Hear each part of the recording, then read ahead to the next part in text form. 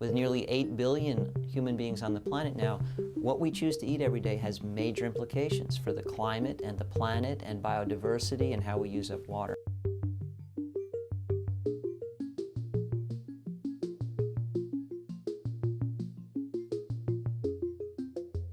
You know, these days I talk all the time about the environmental impact of our dietary choices. I didn't used to. It's just become such a huge issue. We live in the times we live in. And all animal foods tend to have a greater environmental impact than plant foods, and dairy is an animal food. And then I still think the jury is out on the specific fats in dairy. In general, I think saturated fat is harmful.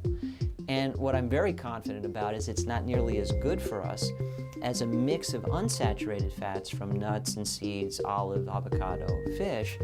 So if you're displacing those healthy oils from your diet with dairy fat, I think you could derive net harm.